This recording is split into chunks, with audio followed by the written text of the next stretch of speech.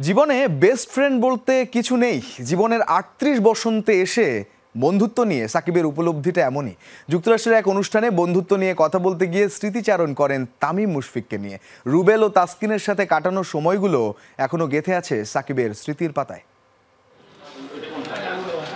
প্রায় একই সময়ে জাতীয় দলে আবির্ভাব ঘটে পঞ্চপাণ্ডবের ৩ পাণ্ডব সাকিব, তামিম ও মুশফিকের, যাদের হাত ধরে নতুন উচ্চতায় বাংলাদেশের ক্রিকেট। তবে পরিস্থিতির কারণে তামিম মুশফিকদের থেকে হাজার হাজার মাইল দূরে ক্রিকেটের পোস্টার বয় সাকিব। তবে সেই বন্ধুদের যে মিস করেন না সেটা কিন্তু নয়। সময় পেলেই ঘুরে আসেন স্মৃতির পাতা থেকে, যার প্রমাণ মিলেছে যুক্তরাষ্ট্রের স্থানীয় শহরের একটি ক্রিকেট ক্লাবের আয়োজনে। শুভেচ্ছা দূত হয়ে সেখানকার এক অনুষ্ঠানে আসার পর মন খুলে কথা বলেন বন্ধুত্ব নিয়ে। ২৫ বছরের বেশি সময়ের ক্রিকেট ক্যারিয়ারে তামিম মুশফিক ভাইয়ের সঙ্গে দারুণ সম্পর্ক ছিল। একসঙ্গে খেলেছি অনূর্ধ্ব ১৯ বিশ্বকাপে। এরপর ২০-২৫ বছর ক্রিকেট খেলেছি কাঁধে কাঁধ মিলিয়ে। বলা যায় ক্রিকেট জীবনের সবচেয়ে বেশি সময় আমরা একসঙ্গেই কাটিয়েছি। ওরা আমার খুব ভালো বন্ধু।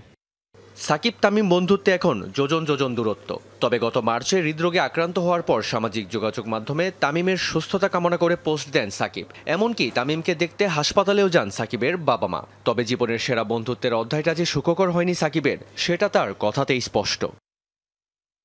কাউকে বেস্ট ফ্রেন্ড বানানো কঠিন, তবে ক্রিকেটের বাইরে কাউকে বেস্ট ফ্রেন্ড বানানো উচিত।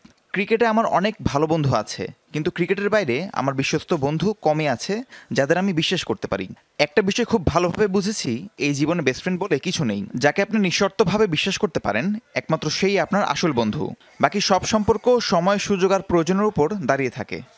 কথা বলতে বলতে ক্রিকেটে কাটানো সুন্দর মুহূর্তের কথাও স্মরণ করেন এই সাবেক অধিনায়ক। বিশেষ করে তাসকিন ও রুবেলের সঙ্গে কাটানো সময়গুলো এখনও নাড়া দেয় সাকিবকে। তাদের সবার সাথেই আমার সম্পর্ক খুব ভালো, তবে আমি সম্ভবত রুবেল হোসেনের নাম বলবো। আমাদের দারুণ সময় কেটেছে। ক্রিকেটের বাইরে আমি, রুবেল, তাসকিন আমরা অনেক মজা করে সময় পার করেছি।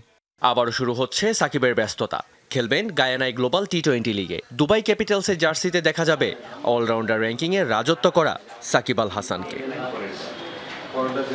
রিয়ান রাফতি, যমুনা স্পোর্টস।